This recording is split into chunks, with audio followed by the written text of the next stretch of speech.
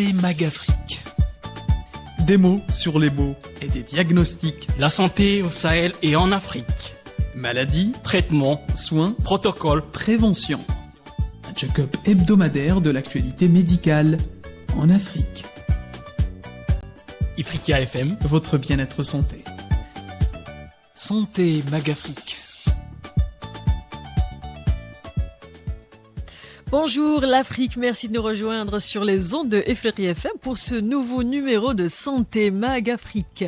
Comme à chaque fois, je suis ravie d'avoir avec moi le chef de service des maladies infectieuses, le docteur Ilyes Hamouk. Bonjour docteur, comment ça va et comment va la santé? Tout va bien, merci. Bonjour Samar et bonjour à tous les auditeurs. Bonjour docteur. Donc notre sujet aujourd'hui c'est les hépatites virales et par cette formule plurielle, les hépatites regroupent plusieurs maladies infectieuses universelles qui ont en commun une inflammation de cellules du foie liée à des virus. Donc dites-nous davantage docteur, quelles sont les hépatites virales ou c'est quoi? Alors c'est une question très vaste, très complexe parce que qui dit hépatite virale, hépatite veut dire inflammation du foie. Et viral, ça vient de virus. Donc, c'est tous les virus qui peuvent venir coloniser le foie, donner une inflammation au niveau du foie. Donc, du virus au foie. Voilà. Donc, mais le problème, c'est qu'il y a des dizaines et des dizaines de virus qui peuvent venir au niveau du foie et donner une hépatite. Par exemple, le virus du VIH, qui peut atteindre le foie et donner une hépatite virale. Il y a d'autres virus comme le C1V, ou cytomégalovirus, le BV, le Epstein-Barr virus, le VZV, ou le virus de la varicelle et du zona, et d'autres encore, comme le virus de la fièvre jaune.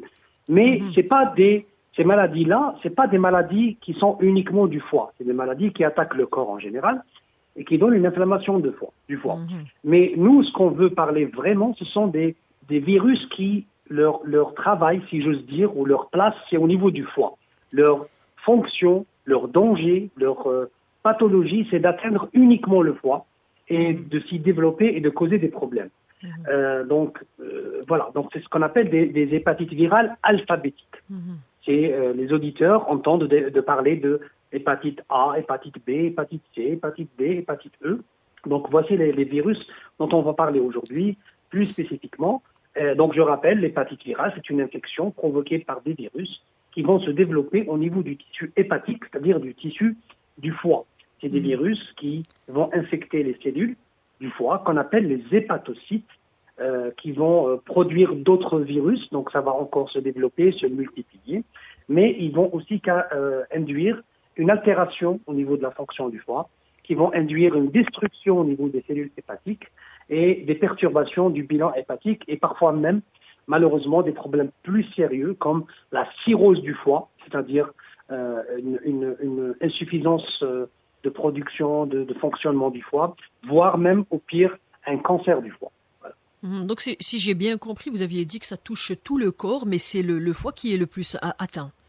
Oui, c'est des hépatites virales qu'on appelle A, B, C, D, E, etc. Donc c'est vaste. Ils touchent le foie, essentiellement le foie. Essentiellement le foie. Ils vont induire beaucoup de problèmes. Et on a même une journée mondiale de lutte contre les hépatites virales qui est le 1er octobre de chaque année. Donc une petite historique des hépatites. Docteur, qu'en est-il des premières apparitions, surtout en Afrique? Alors c'est très important l'historique parce que le signe le plus important, le plus fréquent, le plus récent de l'atteinte du foie, c'est l'ictère. Alors l'ictère qu'on appelle aussi la jaunisse dans la population générale, c'est un symptôme qui est connu depuis l'Antiquité. On a décrit les épidémies d'ictère associées à une fièvre, à un syndrome grippal par les Grecs, donc par Hippocrate. Le diagnostic à l'époque, évidemment, n'était pas évident. On pensait au paludisme, qui était encore plus connu, à la leptospirose, ou à des hépatites non infectieuses. On va en parler dans de prochains épisodes, de l'hépatite non infectieuse. Alors, les épidémies d'ictère, je vous ai dit, ont été déclarées, ont été décrites par les Grecs, par Hippocrate. Mais aussi, on a parlé d'épidémies au cours de la guerre de sécession aux États-Unis de 1861 à 1865 cas, avec 52 000 cas d'hépatite qui ont été dénombrés. Il y a eu aussi pendant la Première Guerre mondiale, pendant la Deuxième Guerre mondiale, Et puis, en 1843, l'anatomie pathologique des hépatites virales a été décrite par Karel Rokitansky, un pathologiste tchèque, qui a fait une description anatomopathologique. Donc, il a pris un foie malade, il a disséqué, et il a donné toutes les caractéristiques d'une atteinte du foie. Après, on a commencé à faire ce qu'on appelle une biopsie du foie. C'était pas sur des cadavres, mais on introduisait une aiguille à travers la peau jusqu'au foie pour prendre un petit morceau et l'analyser. Et on a décrit l'hépatite chronique, mais aussi la cirrhose, on va en parler dans les complications, et le cancer du foie. Donc voilà, au début, c'était des épidémies de jaunisse, donc dictère, on ne savait pas. Après, bien sûr, avec le développement de la microbiologie, des techniques de laboratoire, on a découvert qu'il y avait des virus. On a isolé des virus qui étaient responsables et on a donné des lettres d'alphabet à ces virus. Donc c'est pour ça qu'on a des hépatites A, B, C, D, E, et c'est des maladies qui sont différentes, c'est des virus qui sont différents et qui vont aller du moins grave jusqu'au plus grave selon la gravité. Ça peut aller jusqu'à un cancer de foie, c'est ça? C'est ça, l'hépatite B et l'hépatite C, par exemple, c'est les plus graves et que c'est ces virus-là qui vont induire, s'il n'y a pas de dépistage, il n'y a pas de traitement, une cirrhose du foie, c'est-à-dire un foie qui est complètement fibrosé, qui n'arrive plus à assurer sa fonction. C'est comme une insuffisance rénale, mais pour le foie, et qui va induire même, dans les cas les plus avancés, un cancer du foie. On a donc cité moult hépatites. J'aimerais qu'on se base surtout sur la plus grave d'entre elles. Donc, quelle est la plus grave des hépatites et pourquoi? Qu'est-ce qui la distingue justement des autres? Alors, les plus graves, c'est l'hépatite B et l'hépatite C. On va commencer par l'hépatite B. Donc, c'est un virus qui est très contagieux. Il faut savoir que le virus de l'hépatite B est 100 fois plus contagieux que celui du VIH. Par exemple, si je suis infirmier et si je fais une prise de sang d'un malade et je me pique, j'ai 0,3% d'être infecté par le VIH, mais j'ai 30% de risque d'être infecté par l'hépatite B. Donc le virus de l'hépatite B est 100 fois plus contagieux que le virus du VIH. C'est un virus qui est transmis essentiellement par transfusion sanguine ou production de sang et même parfois malheureusement par des personnes qui utilisent des drogues par voie injectable et qui s'échangent les seringues, donc ils vont se contaminer. Il y a malheureusement aussi des personnels de la santé qui sont victimes de piqûres accidentelles ou d'accidents d'exposition au sang, que ce soit les infirmiers, les médecins, les chirurgiens, qui peuvent être infectés par accident d'exposition, d'où l'importance de la vaccination contre l'hépatite B qui protège contre cette maladie. Et il ne faut pas oublier aussi qu'il y a une transmission sexuelle, parce que l'hépatite B, c'est pour ça qu'il faut différencier avec les autres hépatites, l'hépatite B est une infection sexuellement transmissible. Donc vous voyez que la transmission, elle peut être sanguine, elle peut être sexuelle. Et le plus dramatique, c'est qu'on peut avoir une transmission mère-enfant. Donc la maman, si elle est contaminée, si elle n'est pas traitée, elle peut contaminer son enfant, soit par voie sanguine pendant la grossesse, soit lors de l'accouchement. Donc vous voyez que c'est une maladie qui est très contagieuse. Le côté positif, c'est que l'hépatite B, elle guérit spontanément dans 90% des cas. Sans traitement, on peut guérir d'une hépatite B. Malheureusement, dans 1% des cas, elle peut donner une hépatite fulminante. C'est une forme très grave de l'hépatite où on a le foie qui ne travaille plus, qui nécessite un traitement en urgence, en réanimation. Dans 10% des cas, l'hépatite B, elle peut devenir chronique, c'est-à-dire le patient... Qu'est-ce qui sépare ces 1% des autres? Alors, on ne sait pas. On ne sait pas. Dans l'hépatite B, c'est tellement compliqué qu'il y a des personnes qui guérissent sans traitement. Il y a des personnes, dans 1% des cas, qui vont faire une hépatite fulminante qui est souvent mortelle. Peut-être les personnes âgées, les personnes qui ont un système immunitaire plus faible. Non, alors la cause est inconnue. La cause est inconnue. Il y a sûrement une prédisposition génétique. Elle est toujours inconnue, oui.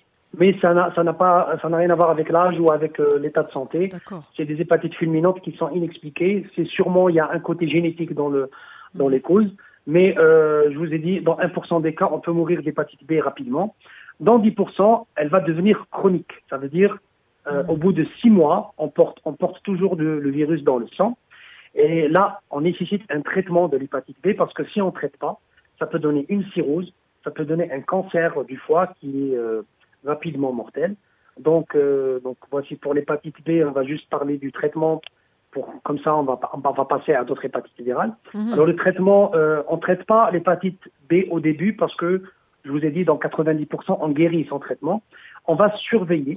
Au bout de 6 mois, s'il y a toujours présence du virus, on parle d'hépatite chronique. Là, il faut donner un traitement contre l'hépatite B pour diminuer et éviter les complications. Le traitement préventif contre l'hépatite B, il y a alors chez la femme enceinte, il faut donner un sérum contre l'hépatite B pour neutraliser le virus et empêcher la transmission vers le bébé. On doit vacciner la maman, on doit vacciner le bébé dès la naissance. Et c'est ce qui fait actuellement dans le programme élargi de vaccination en Algérie. La vaccination contre l'hépatite B, elle est dès la naissance. Et puis la vaccination contre l'hépatite B, surtout les personnes à risque, c'est-à-dire les personnes qui travaillent avec le sang, par exemple, tout ce qui est médecins, paramédicaux, chirurgiens, etc. Il faut qu'ils se fassent vacciner. Comme ça, s'il y a un accident d'exposition au sang, au moins, ils sont protégés contre ce virus. Donc voici pour l'hépatite B, qui est la plus fréquente. Ce n'est pas la plus grave, mais qui est la plus fréquente. Oui. Nous allons parler du traitement en détail tout de suite, ou dans un instant. Toutes ces hépatites à la fois, donc, elles ont quoi en commun, genre, parlons des symptômes. Ah oui, ça c'est très important, que ce soit l'hépatite A, B, C, D ou E, ou même les hépatites dont j'ai cité les étiologies, comme le VIH, comme le virus de la varicelle, de la fièvre jaune, qu'on trouve beaucoup en Afrique subsaharienne. Les symptômes, au début, il y a une atteinte du foie, ce qu'on appelle l'hépatite aiguë. Il y a une atteinte du foie. Le virus, il va attaquer les cellules du foie, les hépatocytes, il va perturber le bilan hépatique. On va faire ce qu'on appelle une jaunisse ou un ictère. Donc, c'est une coloration jaune de la peau ou même des muqueuses. Le blanc, par exemple, le blanc de l'œil, il va devenir jaune. La langue, elle va devenir jaune. La gorge, elle va devenir jaune. Et le degré de jaunisse dépend de la gravité de maladie du bilan hépatique. Donc, ça peut être très discret, comme ça peut être franc, jaune limite verdâtre. Donc, ça, c'est l'élément le plus important. Bien sûr, c'est associé à une fièvre, c'est associé à une fatigue inhabituelle. Le patient est très, très fatigué.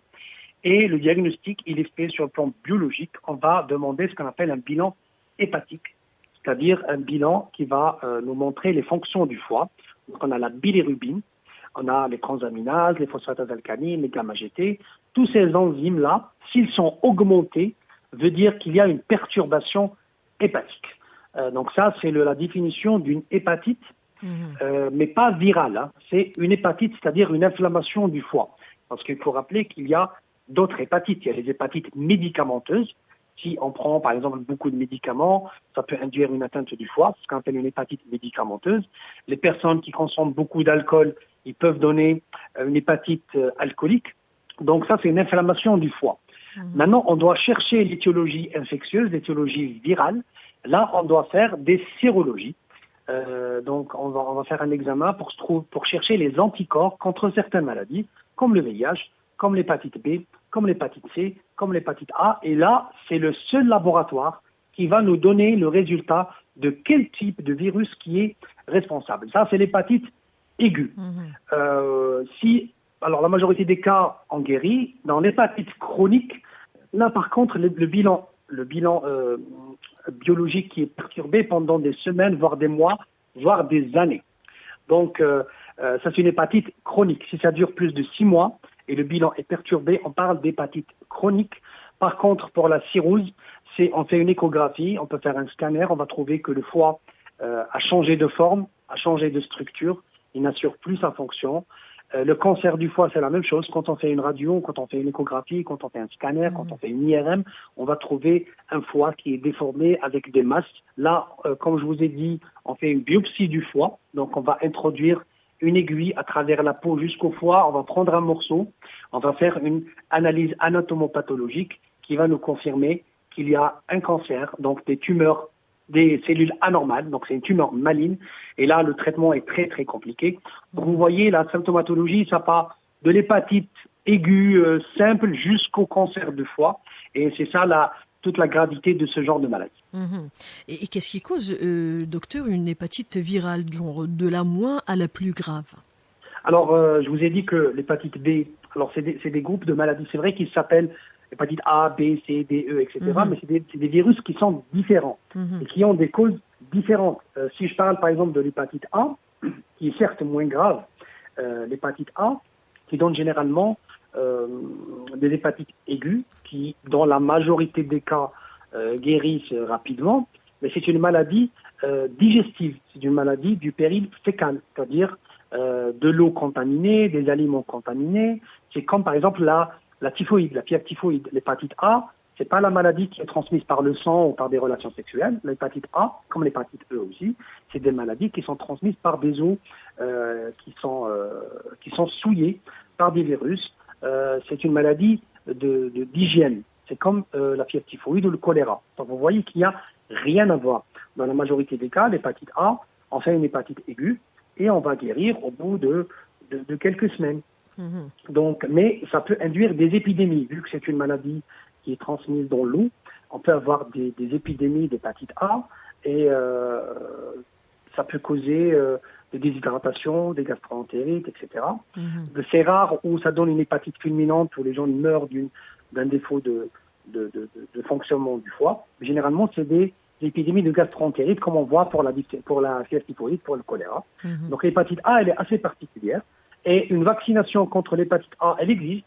Elle est conseillée. Elle n'est pas obligatoire. Elle est conseillée pour les personnes qui voyagent dans des pays où il y a beaucoup d'hépatite A, comme l'Inde, par exemple, comme les pays d'Asie du Sud-Est, comme certains pays d'Afrique. Il y a la vaccination qui protège contre l'hépatite A. Donc, vous voyez que l'hépatite A, elle est très différente de l'hépatite B. Elle n'est pas transmise par voie sanguine, ni par voie sexuelle. Ça ne donne pas une hépatite chronique. Ça donne surtout des gastroentérites, donc des diarrhées, des vomissements. Donc, ça, c'est pour l'hépatite A. On a déjà parlé de l'hépatite B, parce que c'est une maladie particulière. Pour l'hépatite E, c'est comme l'hépatite A, c'est des maladies qui donnent des gastroentérites, donc des diarrhées, des vomissements. Il reste l'hépatite la plus grave. Heureusement qu'elle n'est pas la plus fréquente, mais elle est la plus grave, c'est l'hépatite C.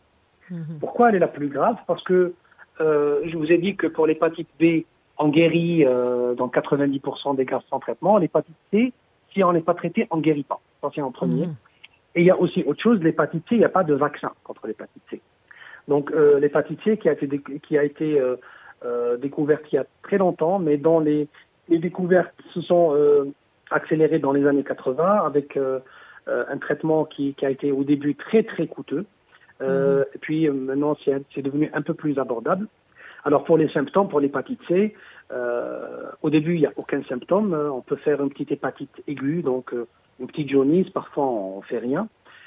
Mais au bout de quelques semaines, on commence à avoir des signes comme la jaunisse. Quand on fait un bilan, c'est un bilan qui est chronique. Si on ne traite pas, le foie il commence à se fibroser, c'est-à-dire c'est comme une cicatrice au niveau de la peau, ça va cicatriser, ça va donner des fibroses du foie qui va gêner le fonctionnement du foie, ça va donner des dommages au niveau du foie. Et au bout de 10 à 40 ans, c'est le même risque pour l'hépatite B d'avoir une cirrhose. Alors une cirrhose, c'est un foie qui n'arrive pas à travailler parce qu'il est complètement fibrosé, ou bien un cancer. La transmission, alors contrairement à l'hépatite B, l'hépatite C, c'est pas une infection sexuellement transmissible. Elle se transmet par voie sanguine, c'est-à-dire tout ce qui est dons de sang non contrôlés, tout ce qui est, et surtout donc les risques sont moins élevés que les autres hépatites. Pardon? Les risques sont moins élevés pour attraper une hépatite C par rapport aux autres. La maladie, je vous ai dit que l'hépatite B, elle est plus fréquente. Oui. L'hépatite C, elle est moins fréquente, mais elle est plus grave. La transmission, surtout, c'est par voie sanguine. Avant le contrôle du sang, bien sûr, il y avait un grand risque. Maintenant, c'est un peu moindre, mais c'est surtout les personnes qui utilisent des drogues par voie intraveineuse, donc des drogues par seringue, et qui vont les échanges de seringues. Ça, c'est un grand risque de se transmettre entre ces personnes-là. Les infections sexuellement transmissibles, c'est-à-dire les relations ne transmettent pas ce genre de maladie. Donc, il faut toujours un malade qui a l'hépatite C comme le malade qui a le VIH. Ça, c'est pour les auditeurs parce qu'il y en a qui ont malheureusement cette maladie. Doivent pas donner leur sang, doivent garder tout ce qui est des éléments qui contiennent du sang, par exemple un coupe-ongle, Vous savez que quand on se coupe les ongles, parfois, on a des petites gouttes de sang quand on touche un peu l'ongle de manière un peu plus rapprochée. Donc, le rasoir, par exemple, parce que on sait tous, quand on se rase, on a parfois tendance à induire un saignement. Tout ce qui est pince à épiler, tout ce qui est brosse à dents, parce que vous savez très bien, quand on se brosse le dent, de temps en temps, on peut avoir un petit saignement. Donc, tous les malades qui ont le VIH ou l'hépatite C doivent garder ces objets-là pour eux, doivent pas les partager. Donc, le coupe-ongle, le rasoir, la pince à épiler, les brosses à dents. Donc, ça, c'est très important. Le traitement de l'hépatite C est basé sur l'interféron. Il y a d'autres antirétroviraux qui ont été découverts récemment, qui étaient très chers, mais maintenant, ils sont un peu plus chers. On arrive maintenant, même si on traite précocement, à guérir l'hépatite C. Et ça, c'est très encourageant. Il faut juste rappeler que il n'y a pas de vaccin contre l'hépatite C. Donc, il faut faire très attention quand on est médecin, quand on est infirmier, quand on est chirurgien, quand on a un malade qui a l'hépatite C. Il faut vraiment faire attention parce que même si on a un accident, on n'a pas les moyens, on n'a pas de vaccin pour se protéger. Donc, il faut faire très attention. Et je rappelle aussi, remarque très importante, surtout pour les auditeurs qui ont les hépatites, que si on a une hépatite, donc le foie, il est attaqué, il est malade. Donc, il ne faut pas en plus ajouter d'autres facteurs qui vont aggraver son cas, comme des médicaments inutiles ou surtout l'alcool, parce que l'alcool, ça détruit le foie. Si c'est associé à d'autres virus, c'est encore pire. Voilà. Donc on a parlé de la transmission. Une hépatite B, docteur, fait plus de 157 millions de porteurs chroniques pouvant transmettre le virus et plus de 887 000 décès annuels. Je vous laisserai commenter. Oui, alors l'hépatite B, c'est pas très très grave, sauf que si elle est fréquente, donc naturellement, logiquement, elle va induire des décès. C'est comme la grippe. La grippe, c'est pas une maladie grave. Mais si on a des centaines de millions de cas, comme on a vu avec la Covid, on aura malheureusement des centaines de milliers de décès. Donc pour l'hépatite B, c'est la même chose. C'est une maladie qui n'est pas très grave, mais si on a des centaines de millions de cas, il faut rappeler que les pays du Sahel, l'Afrique subsaharienne, ont un taux très très élevé. Ça peut aller jusqu'à 30% de la population qui est atteinte par l'hépatite B. Heureusement que je rappelle, dans 90%, on guérit sans traitement, mais ça peut causer des problèmes très sévères comme la cirrhose et le cancer du foie. Le cancer du foie qui nécessite un traitement lourd, qui peut ne pas être disponible dans toutes les localités africaines. Donc, c'est pour ça que la prévention est la base. On a un grand chiffre d'hépatite B avec beaucoup de décès, malheureusement. Malheureusement. Donc, dès que le virus, docteur, atteigne le foie, la maladie entre dans une phase aiguë. À ce stade-là, la personne atteinte peut-elle éventuellement guérir, bien sûr, en suivant un médecin, des soins? Y a-t-il des traitements spécifiques permettant de traiter une hépatite aiguë?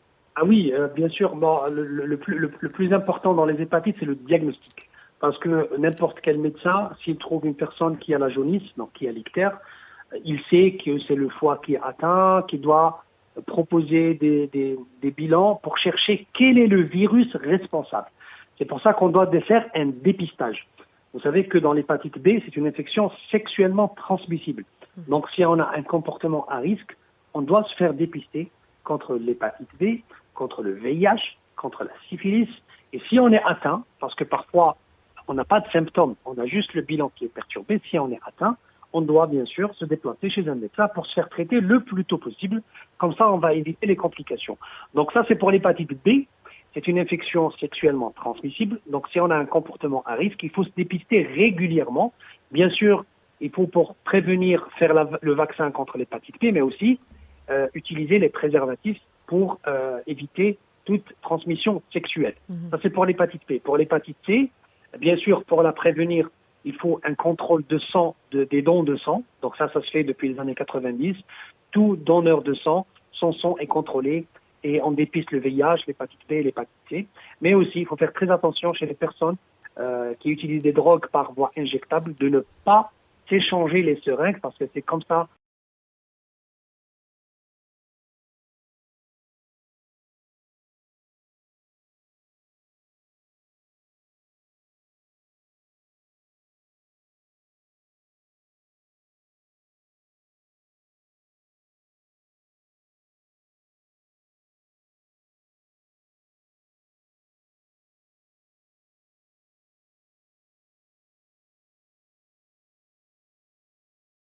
Quand qu'on s'échange les maladies aussi. Mais si on est atteint, il faut traiter ces maladies-là pendant la phase aiguë, le plus tôt possible. Comme ça, on va éviter toute complication qui peut être vraiment très, très difficile à prendre en charge. Et avant tout traitement, docteur, parlons de la prévention comme dernière question. Alors la prévention, pour l'hépatite A, j'ai dit que c'était une gastroentérite, donc ça se transmet par l'eau, les aliments souillés. Il faut contrôler l'eau, il faut respecter les règles d'hygiène, surtout pour les restaurateurs.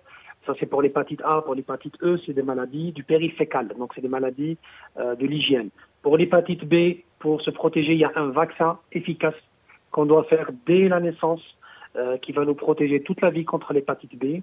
Bien sûr, il faut, si on a un comportement à risque sexuel, de se dépister régulièrement. Et puis pour l'hépatite C, malheureusement, il n'y a pas vraiment de prévention, sauf pour les usagers de drogue par voie injectable, où il faut éviter de s'échanger les seringues pour éviter la transmission. Un petit résumé brièvement, docteur, pour ceux qui viennent nous rejoindre sur les hépatites.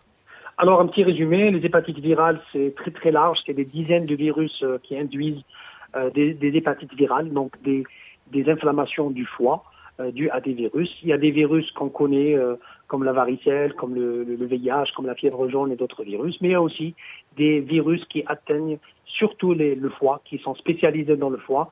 C'est ce qu'on appelle des hépatites virales alphabétiques, donc A, B, C, D, E, jusqu'à G. Les plus fréquentes, c'est l'hépatite B, et la plus grave, c'est l'hépatite C. L'hépatite C. Oui. Voilà. Merci, docteur Ahamouk. Je rappelle que vous êtes chef de service de maladies infectieuses. Notre rendez-vous se renouvelle la semaine prochaine. D'ici là, prenez soin de votre santé et de votre communauté.